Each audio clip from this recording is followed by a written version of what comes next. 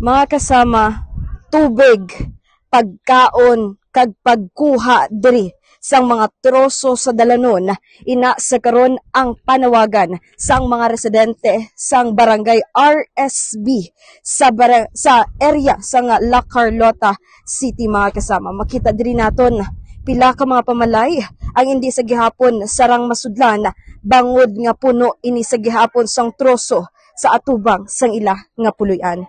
Ini matapos ang duha ka adlaw nga paglaslas sang bagyong Tino diri sa probinsya sang Negros Occidental. Back to zero. Ina ang masami nga ginasiling sang mga residente nga naapektuhan sang bagyo.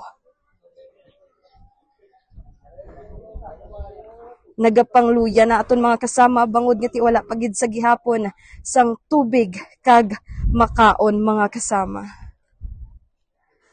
So kabay pa nga sila ang mabuligan sang LGU kag sang probinsya. Agud nga maamat-amat na ini mga kasama nga malimpyuhan kag